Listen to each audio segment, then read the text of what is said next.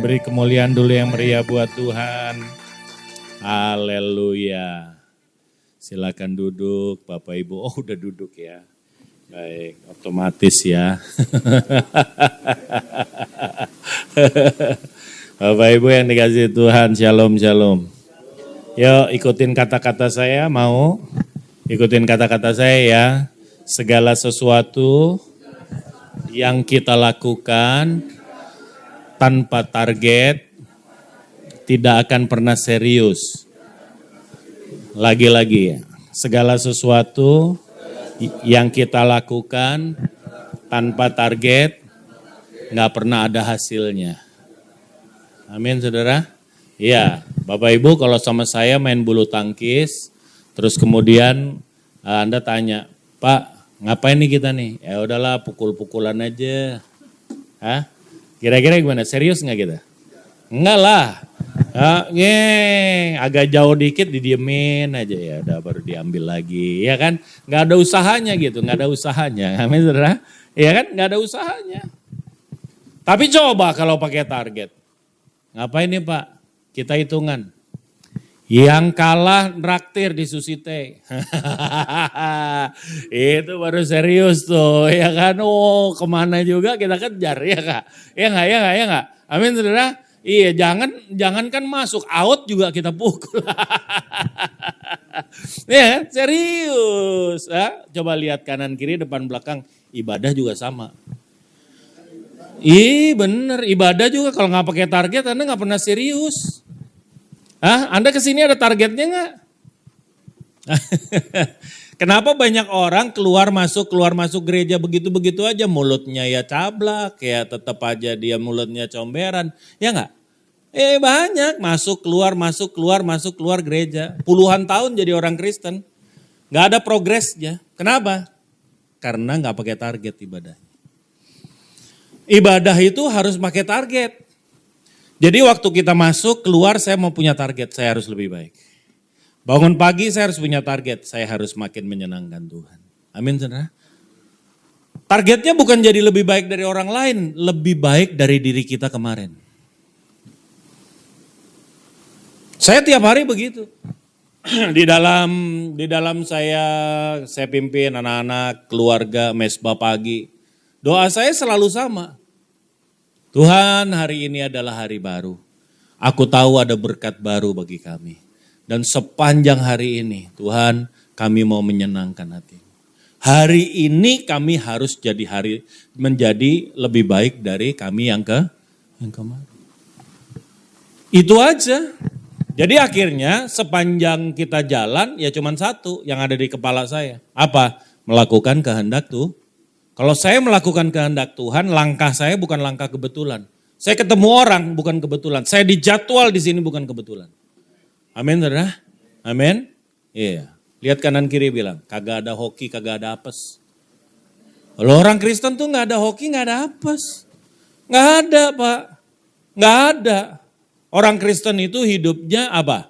Tuhan bilang, tiap langkahku diatur oleh Tuhan dan tangan kasih-Nya membimbingku di tengah gelombang dunia menakutkan. Hatiku tetap tenang teguh, tiap langkahku apa? Yang pimpin ke tempat tinggiku dihantarnya. Bila sekali nanti aku tiba di rumah Bapa surga yang haleluya, beri kemuliaan yang meriah buat Tuhan. Jadi gak ada apes, gak ada hoki. Tiap hari Tuhan gak pernah lengah, tiap hari Tuhan jaga, Tuhan perhitungkan, Tuhan arahkan sedemikian rupa. Amin. Peristiwa yang terjadi bukan kebetulan, kita ketemu orang bukan kebetulan. Hari ini hujan atau panas juga bukan kebetulan. Amin saudara. Amin. Ya. Nah kita harus punya target, Bapak Ibu. Kalau kita makin hari, kita harus makin seperti apa? Saya diajarin Tuhan Yesus, ada satu hal yang aneh. Coba kita lihat di dalam Lukas pasal 10. Ini saya diajarin pertama kali. Ini firman ini kira-kira tahun-tahun 90-an. Tuhan ajar saya. Kalau kamu mau melayani, kalau kamu mau ikut aku, kamu harus belajar dari satu ciptaan. Tuhan Yesus itu memberi sesuatu dengan perumpamaan supaya kita belajar lebih mudah. Ya kita baca.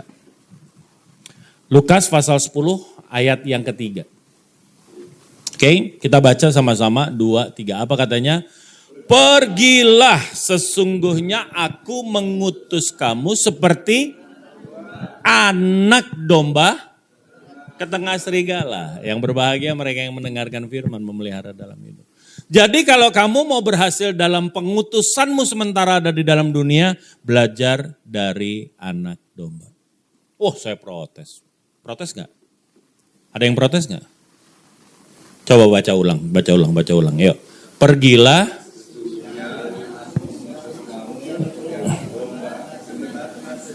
Ada yang protes gak?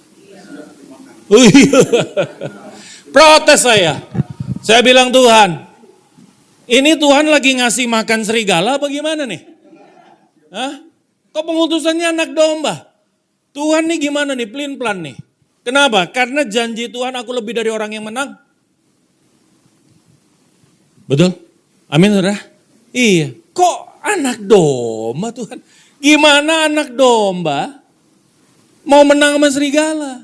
Yang ada anak domba itu makanannya serigala. Betul gak saudara? Amin? Iya, nah inilah saya diajar sama Tuhan. That's why Zifki, kalau kamu lebih percaya apa yang dunia ajar sama kamu gak akan pernah lebih dari orang yang menang. Karena prinsip firman berbeda dengan prinsip dunia. Prinsip firman ini paradoks. Firman dunia ngajarin kita berbanding terbalik dengan apa yang firman ajarin. Kalau firman bilang, Tuhan utus aku seperti singa ke tengah-tengah serigala. Baru cocok sama dunia. Amin saudara? Enggak. Justru kalau kamu gak kayak anak domba, kamu tidak akan pernah menjadi orang yang menang. Tuh. Wah, baru kita belajar Bapak Ibu. Is it? Saya tadinya ngelihat nih salah kali ini Tuhan nih. Salah ucap apa slip of tongue apa gimana sih. Bener loh. Anak domba Bapak Ibu. Dan domba sama kambing itu beda.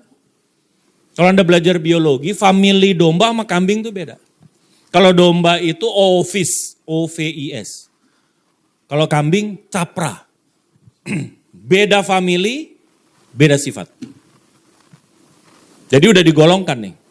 Gitu, udah digolongkan. Beda family, beda sifat. Gitu Bapak Ibu. Saya ngelihat gimana ya, apa ya. Belajar Zifki dari anak domba. Maka saya pelajari karakter daripada yang namanya domba. Apa bedanya? Kok Tuhan bilang satu kali nanti aku akan meletakkan kambing di kanan, di kiri. Domba dipisahin. Aku akan misahkan kambing dan domba. Mirip. Ini ada kata-kata yang mirip. Gandum ilalang, mirip. Nanti kita kesempatan berikutnya kita akan bicara itu. Ini kambing dan domba. Beda saudara. Beda apanya? Jenggotnya Pak? Enggak. Ya kan? Anda kalau nanti ke Garut, ada domba Garut, Anda bingung. Ini kambing apa domba ya? Berjenggot juga. Ya, amin. Iya, ada tanduknya. Tapi itu domba tuh. Nanti kalau udah tahunya dari mana? Dari peternak saya baru tahu. Apa? Sifatnya beda Pak. Beda. Saya kan punya daerah penginjilan di Jawa Barat. Di sana saya mengembangkan domba. Terus saya tanya, emang domba sama kambing? Itu kambing Pak. Yang ini domba. Apa bedanya? Sifatnya beda. Nah kita mau catat nih sekarang. Kita mau belajar. Tuhan suruh kita belajar dari domba. Colek kanan kiri. Pastikan dia domba dan bukan serigala. Nah, gitu. Paling tidak bukan serigala berbulu. Ah, itu dia. Ya kita lihat. Yohanes 10 ya ayat 4 sampai ayat yang ke-5. Yohanes pasalnya yang ke-10 ayat yang ke-4 sampai dengan ayat yang ke-5. Ya kita baca 2, 3 apa katanya?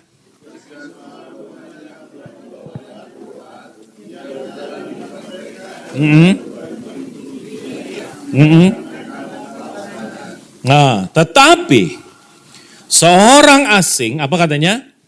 Pasti tidak mereka ikuti, malah mereka lari daripadanya karena suara orang-orang asing tidak. Nih, perhatiin ya. Kalau Anda domba, engkau pasti kenal dengan gembala. Orang Kristen 99% tahu Tuhan, tetapi dia tidak kenal Tuhan. Banyak orang yang tahu Tuhan, tetapi tidak banyak orang yang kenal Tuhan. Amin, saudara. Amin. Nah, lihat kanan kiri, bilang, lo tahu apa kenal? Banyak orang tahu saya, tapi nggak kenal sama. Lo emangnya kalau pendeta terus pasti kenal Tuhan? Belum tentu. Orang yang tahu itu bisa ngomong banyak soal orang yang dia tahu. Di sini banyak yang bisa cerita soal Krisdayanti. Anaknya siapa, ya kan? Suaminya ini, kapan dia cerai, ya kan? Bisa tahu. Iya kan? Gitu. Nggak tahu. Gitu. Tapi apakah Anda kenal dia? Enggak. Enggak. Banyak orang begitu. Bisa cerita Tuhan. Bisa khotbah soal Tuhan. Tapi apakah dia kenal Tuhan? Enggak. Orang yang kenal Tuhan dia tertanam, dia berakar. Orang kalau cuma sekedar tahu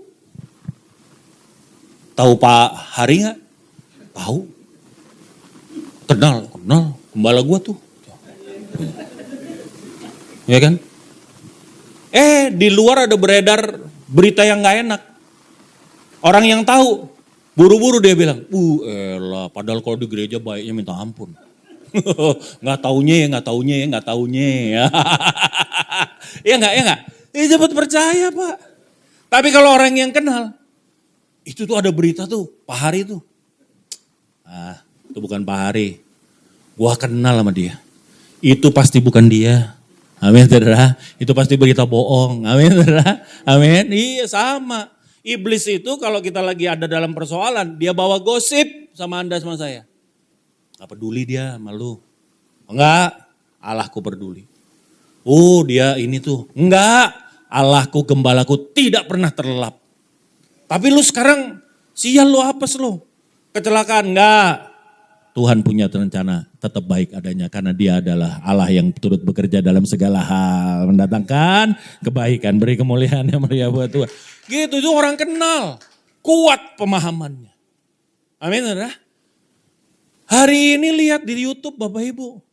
Begitu banyak orang-orang bersuara. Mengatasnamakan Tuhan. Saksi Yehova bersuara, Mormon bersuara, Kristen progresif bersuara. Iya enggak saudara? Shincheonji bersuara.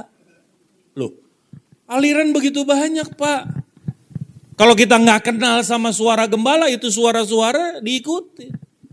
Karena di dalam gereja atau di dalam kandang ada 3 pribadi. Yang pertama ada pencuri. Masuk. Datang nyuri, bikin perpecahan, ini, itu. Nah itu.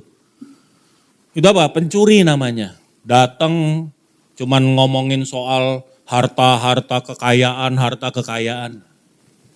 Menyenangkan telinga. Ngerti maksud saya? Itu pencuri itu. Tapi ada juga yang lain. Apa? Gembala. Gembala apa? Gembala upahan. Nah, firman Tuhan bilang. Amin, saudara.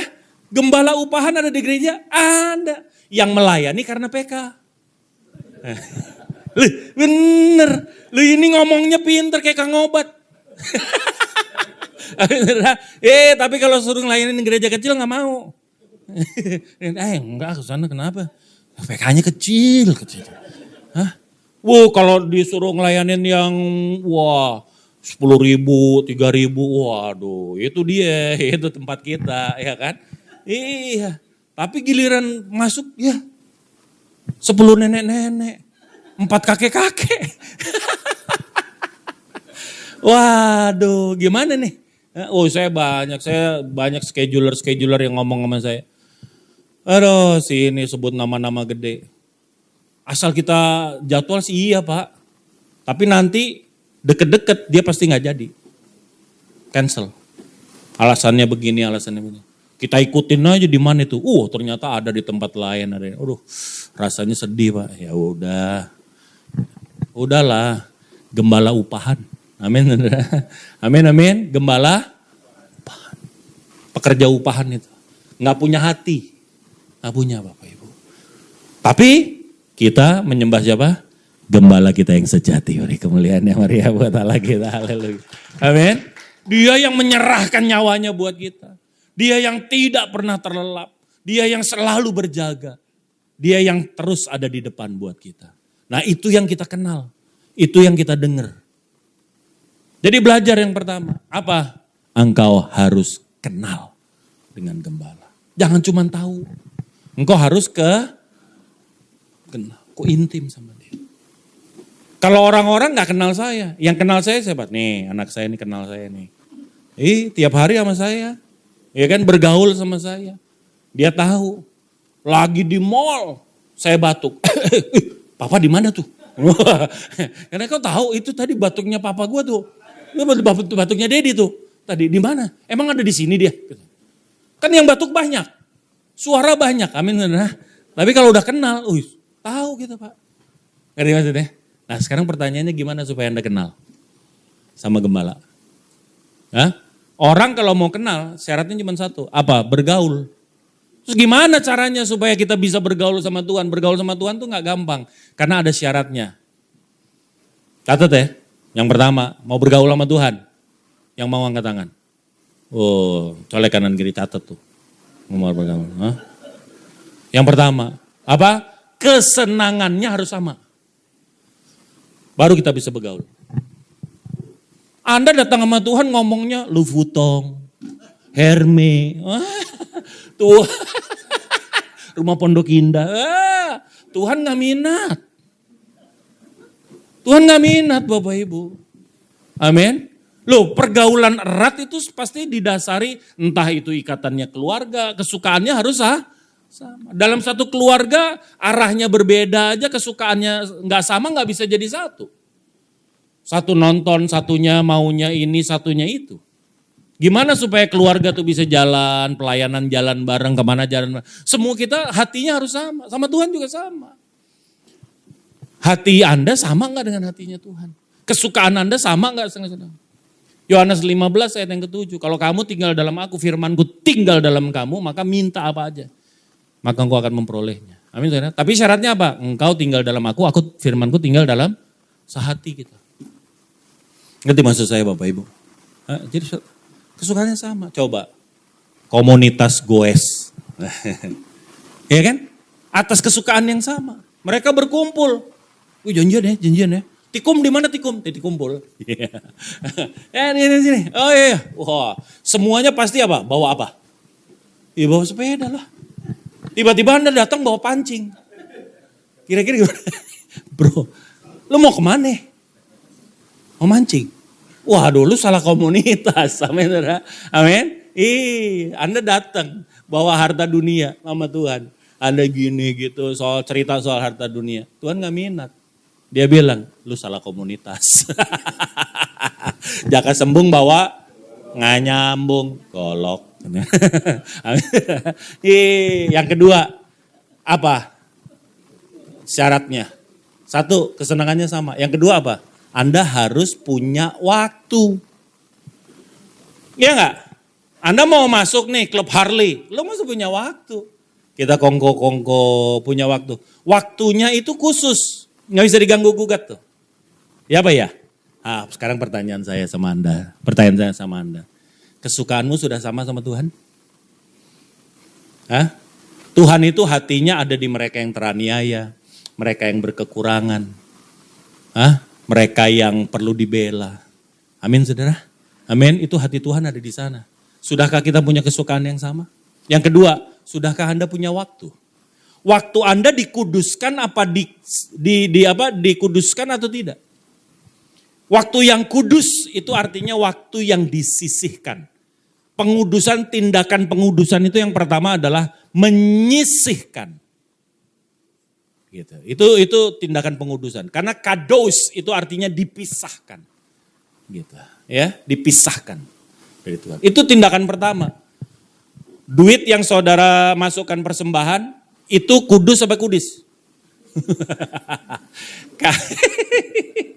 Kalau itu duitnya Anda sisakan, nah itu kudis. Anda kalau Anda kudus, apa kuduskan itu artinya Anda sisihkan. Pertama kali dapat nih, belum disentuh, belum dibelanjain, belum diapa-apain, angkat. Tuhan terima kasih. Terima kasih untuk pendapatan yang hari ini ada. Terima kasih untuk hasil ini Tuhan. Gitu. Aku kuduskan buat Engkau. Terserah Anda mau berapa. Set, udah nih gak diganggu gugat nih Pak. Tapi banyak dari kita yang kalau mau ke gereja, begitu ngeliat, wih di dompetnya 100 ribuan semua. Wah, sibuk cari apa? Indomaret. Buat apa ya? Dipecahin. Tapi itu di Afrika, nggak usah ngaku. Yang model kayak begini nih, persembahannya. Saya mau kasih tahu sampai sini Tuhan. Terimalah persembahanku yang kudus, Tuhan bilang pret. Pret, kudus apaan tuh, kudis tuh. Amin saudara. Loh ini fakta loh Pak. Waktu juga sama, Anda kuduskan, Anda sisihkan atau Anda sisakan.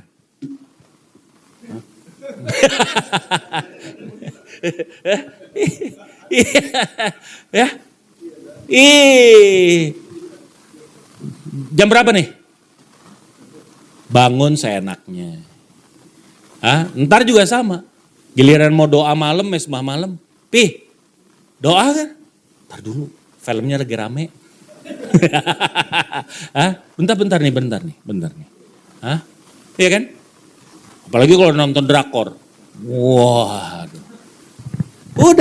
Udah gitu. Gue udah giliran udah selesai, filmnya udah selesai, anaknya udah tidur dibangunin, ininya begini udah mata udah merah. Baru, yuk kita mesbah. Pujian penyembahan enggak usah. Firman enggak usah. Udah kita langsung doa aja. Tuhan jaga pelihara. Kayak gini, mau bergaul sama Tuhan, mau kenal Tuhan, kapan ente kenal sama Tuhan? Amin, saudara? Ngerti maksud saya? Halo? Kapan kita mau kenal? Kalau mau bergaul, punya waktu khusus. Kita sama teman kita aja punya waktu khusus, nggak bisa ganggu sama yang lain. Amin? Amin? Yang ketiga, gimana caranya supaya bisa bergaul sama Tuhan? Jangan datang kalau butuh doang. Ya enggak? Pak Hari bisa Pak bergaul sama orang yang datang kalau butuh doang. Kalau lagi butuh aja datang Pak Hari. Pak Hari aku lihat makin muda aja kayaknya gue lihat nih ya. Makin mantap aja nih Pak Hari ya. Wah, pujian penyembahan dulu biasa. Iya kan? Ujung-ujungnya udahlah kan udah lama ada apa sih kok tumben banget lo mau datang? Enggak. Ya enggak, sebenarnya aku butuh uang.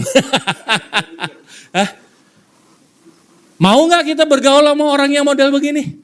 Muncul datang kalau butuh. Mau nggak? Nggak mau. Colek kanan kiri. Lu juga kadang-kadang begitu sama Tuhan. Datang kalau butuh. Datang kalau butuh doang. Datang kalau lagi ketabok. Datang kalau lagi susah. Giliran seneng lupa sama Tuhan. Lupa sama pekerjaan Tuhan Bapak Ibu. Ngerti maksud saya? Iya, jangan kayak jemaat saya di Afrika, kalau di sini mah gue lihat mukanya baik-baik semua. Ayo ikut anak domba.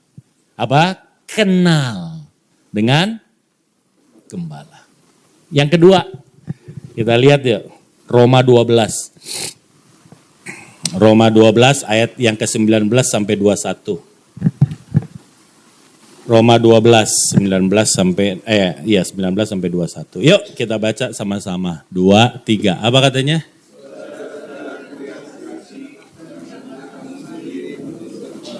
Tetapi berilah tempat kepada murka Allah sebab ada tertulis apa? Pembalasan itu adalah hakku.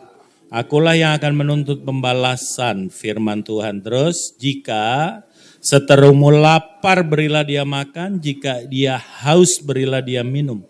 Dengan berbuat demikian, kamu menumpukkan bara api di atas kepalanya. Terus, janganlah kamu kalah terhadap kejahatan, tetapi kejahatan dengan kebaikan. Yang kedua, belajar dari anak domba. Bukan hanya domba, tetapi anak domba. Apa? Tidak bersenjata, Pak. Anak domba itu apa? Tidak bersenjata. Artinya apa? Anda dan saya dipanggil tidak untuk membalas. Dan tidak untuk bertempur. Kalau Anda sedang berpikir membalas kejahatan setimpal, saya mau kasih tahu, di situ letak kekalahan saudara. Anak domba nggak pernah. Pernah lihat anak domba berkelahi? Ah, ini domba gila. Ini pasti domba sedeng, Pak. Kalau dombanya beres, bener, dia pasti nggak bakal begitu. Anak domba sadar. Anak domba tuh senjatanya cuma satu, mulutnya. Dia teriak. Kenapa? Karena dia tarik atensi dari siapa? Dari sang gembala. Karena sang gembala lah andalannya. Sang gembala lah yang akan menjaga dia. Jadi kalau anak domba ada musuh cuma satu, ribut. Ribut, nggak ada senjata lain kecuali apa? Ribut. Makanya 2-3 bersepakat meminta sesuatu, Tuhan ada di sana. Amin. Kenapa? Ribut. Makanya kita nggak boleh menjauhkan diri dari persekutuan pertemuan ibadah. Supaya apa? Supaya kalau ada apa-apa ribut. Bukan hanya satu, engkau ikut berdoa, ada yang bermasalah. Jangan doakan, rame-rame doakan. Amin, saudara. Amin. Iya. Kenapa? Karena andalan kita nggak lain, nggak bukan, cuma satu, gembala. Jadi kalau hari ini Anda sedang simpan kesalahan orang, Bapak Ibu yang dikasih tahu, yang dikasih Tuhan, saya mau kasih tahu. Pak, Bu, bukan kebetulan kok hari ini dengar firman ini. Tuhan mau engkau mengampuni. Orang kalau nggak ngampunin, kita yang rugi. Kita yang rugi. Makanya saya selalu bilang gini, mau balas dendam nggak? Mau balas dendam nggak? Mau, Pak, gampang. Balas dendam yang terbaik adalah mengampuni. Amin. Balas dendam yang terbaik itu apa? Karena kalau Anda simpan kesalahan orang, saya mau kasih tahu, yang rugi Anda. 3 hal akan terjadi di dalam kehidupan orang yang tidak mengampuni. Yang pertama, Matius 5, 23, 24. Apa? Kalau kamu datang, kamu teringat hati saudaramu terhadap engkau. Tinggalkan persembahan itu. Pulang dulu, berdamai dulu sama dia. Baru datang mempersembahkan lagi. Artinya apa? Pelayananmu sia-sia. Ibadahmu sia-sia. Kenapa? Karena waktu Anda datang di sini, engkau masih simpan dendam. Tuhan datang sama saudara, kamu pulang dulu. Persembahanmu memang baik, tetapi tinggal di sini, kamu pulang dulu, berdamai dulu. Entar, kalau sudah berdamai, kamu balik. Jadi yang pertama, orang yang simpan dendam, orang yang gak mau seperti anak domba, dia tidak pernah bisa ibadah. Ibadahnya, korbannya, persembahannya tidak akan pernah diindahkan. Kenapa Kain persembahannya tidak diindahkan? Karena di sini Kain, kalau kamu berbuat baik, kenapa mukamu murung? Muka murung itu hati yang panas. Saya nggak tahu kenapa terjadi itu. Makanya persembahannya sama, pulang. Kamu berdamai dulu. Baru setelah itu apa? Kamu kembali. Itu yang pertama. Yang kedua, lebih kejam. Matius 6, 14, 15. Ya, baca. Jadi jangan percaya Zifki. Percaya sama Alkitab saudara. Amin. Ya, Zifki bisa ngibul. Ya, apa katanya? 2, 3. Karena Bapamu yang di sorga mengampuni kamu. Nah, terus, tetapi jikalau kamu tidak mengampuni orang, Bapamu juga tidak akan Ini lagi mau bilang gini, bro, nggak ngampunin, nggak maafin. Yesus nggak ada gunanya buat Anda. Karena ini yang ngomong Tuhan Yesus, bukan saya. Kalau kamu tidak mengampuni, even aku katakan, Bapakku tidak akan mengampuni kamu. Amin, saudara. Siapa rugi? Kita. Udah nggak bisa ibadah, nggak terima pengampunan.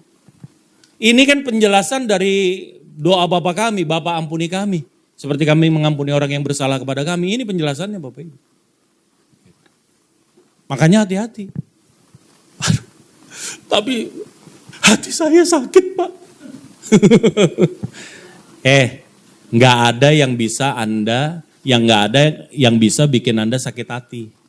Kecuali Anda ambil keputusan untuk sakit hati. Bilang sama saya, ikutin kata saya. Tidak ada kata yang menyakitkan. Tidak ada tindakan yang menyakitkan. Karena kesakitan adalah keputusan. Salam kanan kiri bilang, keputusan ente, sakit atau enggak. Loh, saya enggak akan sakit hati sebelum saya bilang saya sakit hati. Jif, lu bego lu. Kenapa emang? Iya masa lu gitu aja gak bisa, lu khotbah gak becus. Wih, ntar gue belajar lagi dah, makasih ya. Sakit hati gak? Sakit hati gak? Enggak. Jif, bego lo.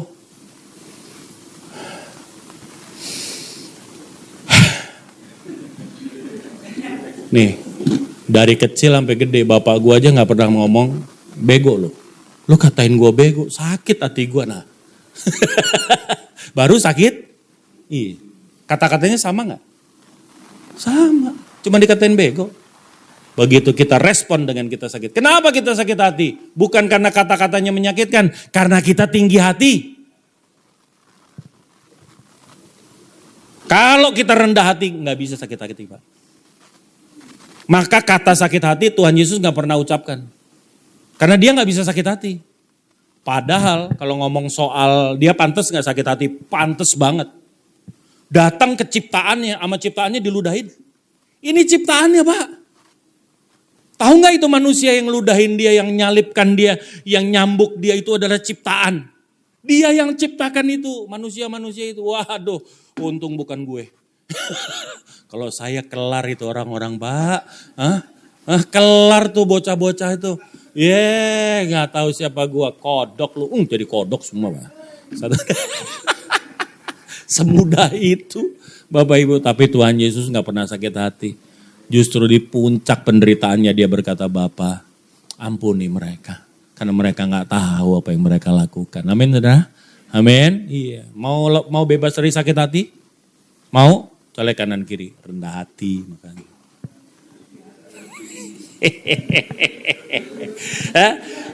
Orang kalau udah tinggi hati, gampang tersinggung. Nggak enak hidupnya Bapak Ibu. Percaya sama saya, kesiksa kita. Kesiksa. Jangankan orang ngomong, muka orang dia terjemahin. Ya, ya, masuk sini ngeliat, ngomong.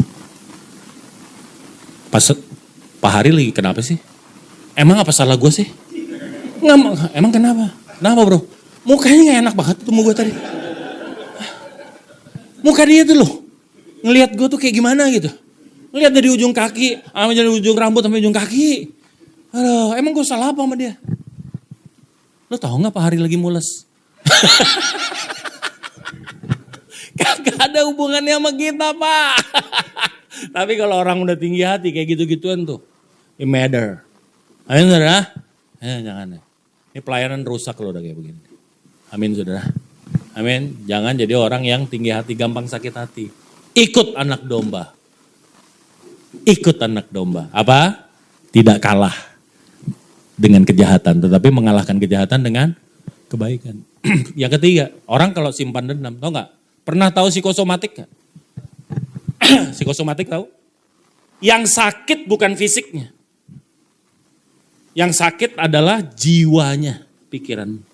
Tapi akhirnya apa? Badannya jadi sakit. Badannya jadi sakit. Ada dokter Susanti namanya. Dia bilang gini, Bapak Ibu tahu nggak bahwa Anda bisa sakit gula tanpa Anda harus makan gula dan karbohidrat? Tahu?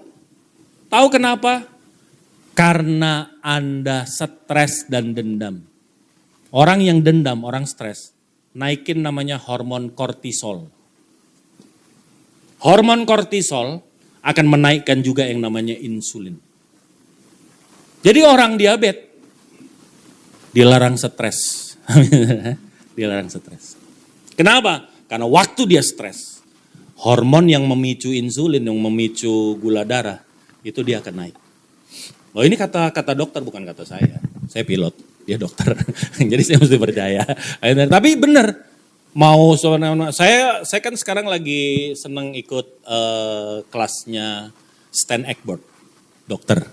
Dia mantan atlet Olimpik gitu. Makanya ya lumayan gitu, lumayan. 2 bulan ini 8 kilo gitu. Ini lumayan saudara gitu. Bukan nggak pakai macam-macam, saya santai. Bukan terus wah diet ketat, nggak makan itu, nggak. Polanya dirubah. Tahu apa yang harus di ini gitu. Oh ternyata it works. Turun Pak. Turun dengan sehat. Bukan turun dengan kemudian terpaksa. Saya lagi ngomongin diet. Intinya adalah jangan simpan dan dendam. Colek kanan kiri. Diabetes lo ntar. Sakit hati, liver Bapak Ibu. Ternyata bukan karena penyakit, bukan karena virus. Banyak kali karena apa? Karena memang hati kita gak beres. Kenapa hati kita gak beres? Karena simpan kesalahan orang lain. Siapa yang rugi? Anda. Yang didendamin rugi gak? Enggak. Wah ke kota makan. Ini dia. Makannya nyanyi lagi. Semua bak. Ada. Semua bak. Ada bak sate. Ada bakut sayur asin, ada bawai, ada BPK, sambal hijau, andaliman. Ya ini dia, mantap kali ini. Udah berdoa, aduk-aduk berdoa Bapak, terima kasih untuk makanan ini. Oh haleluya. Begitu mau nyuap, yang kita dendamin lewat. BPK jadi batu kali. Makan rasanya nggak enak saudara, iya kan? Ya, ngapain? Amin saudara. Amin. Iya, kalau kita udah lepasin pengampunan enteng, dia mau lewat depan kita udah santai kita Bapak Ibu. Amin. BPK tetap BPK. Haleluya. Hidup Bapak. Bapak Ibu yang dikasih Tuhan. Ayo belajar dari anak domba. Anda simpan dendam? Anda mau balas kesalahan dengan kesalahan? Ingat, anak domba tidak bersenjata. Engkau dipanggil tidak untuk membalas, engkau dipanggil untuk berdamai. Yang ketiga, yang terakhir, Matius 6 ayat 31.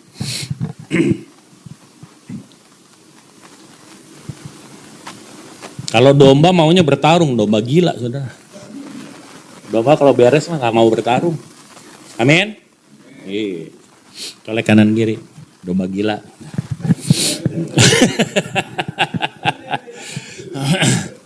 Nah, domba kok senengannya berkelahi aja, gue bingung kadang-kadang.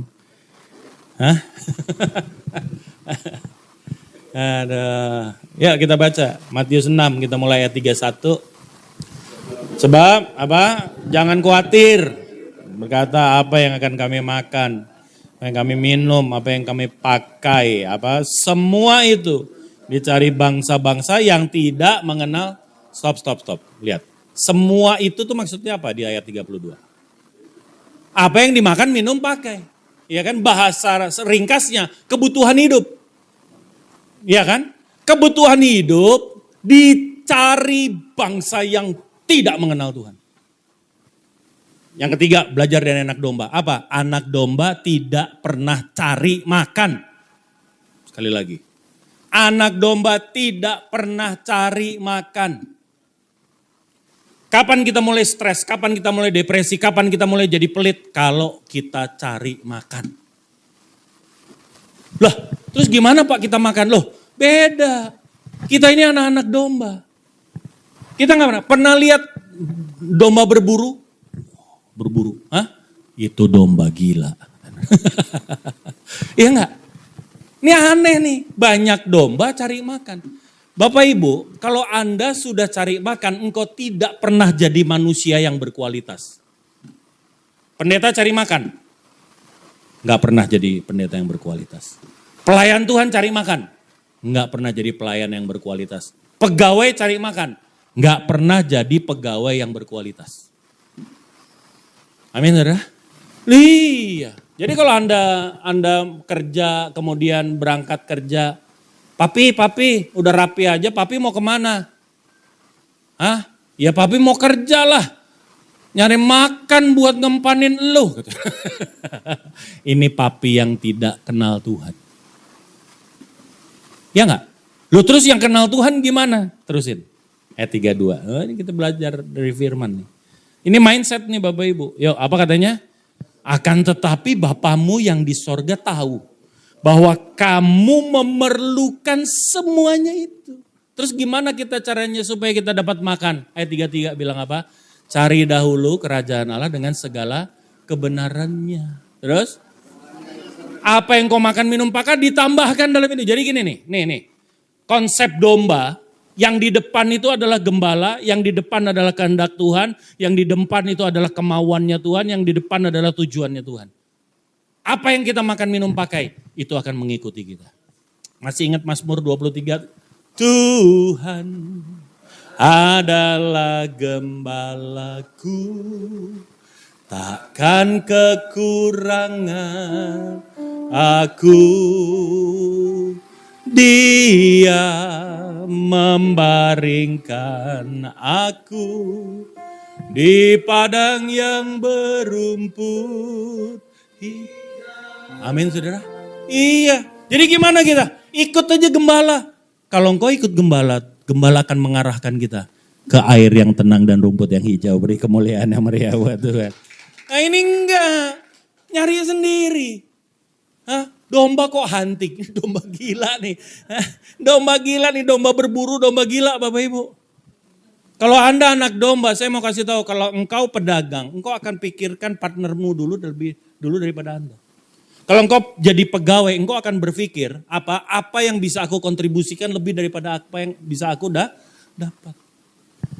Orang dia sukses lebih dulu, kita nggak akan iri. Karena kita tahu aku punya kesuksesanku sendiri. Kalau aku mancing bersama dengan 1.000 orang, ikan yang harus datang di kailku tidak akan pernah dipancing sama orang lain. Karena Tuhan yang mengarahkannya bagiku. Amin saudara? Amin? Iya.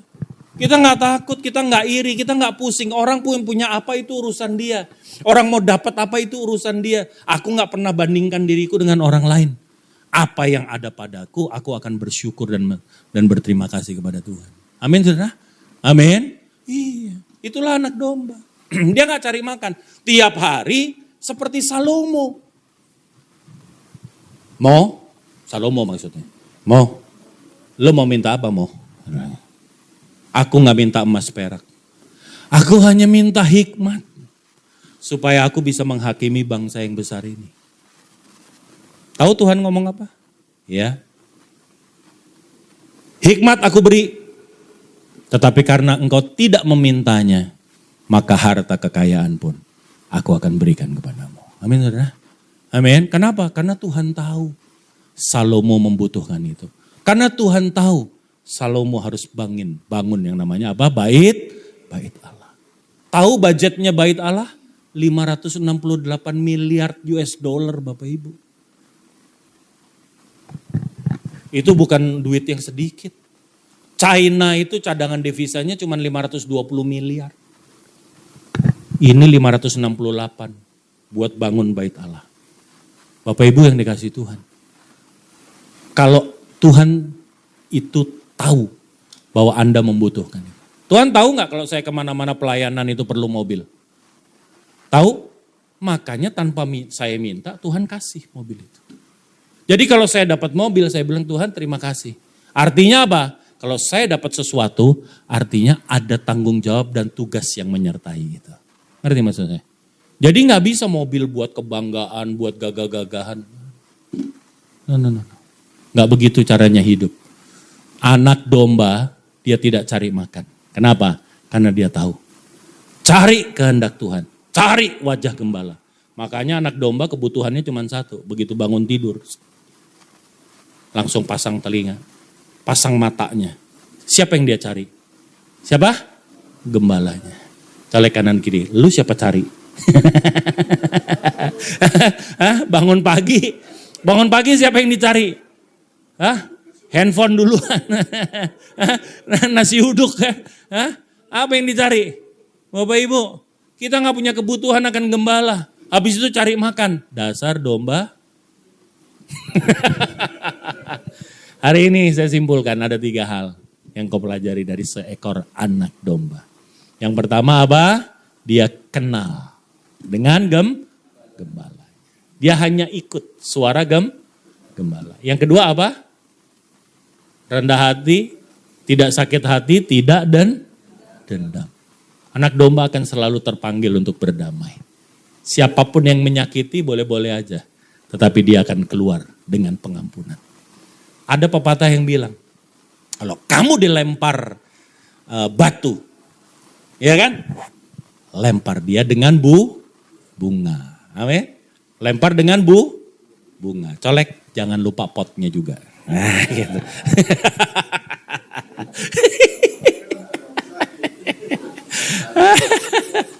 Bapak Ibu. Dan yang ketiga apa? Anak domba tidak cari makan sendiri. Tidak cari makan sendiri. Makananmu Tuhan akan sediakan. Makanya 2009 waktu Tuhan panggil saya melayani sepenuh waktu. Saya nggak tanya, Tuhan nanti saya makan apa? Karena aku tahu, saat aku melakukan kehendak Tuhan. Saat aku memenuhi panggilannya. Maka apa yang aku makan, minum, pakai, semuanya Tuhan akan tambahkan di dalam kehidupanku. Beri kemuliaan yang meriah buat Tuhan. Mari kita bangkit berdiri Bapak Ibu.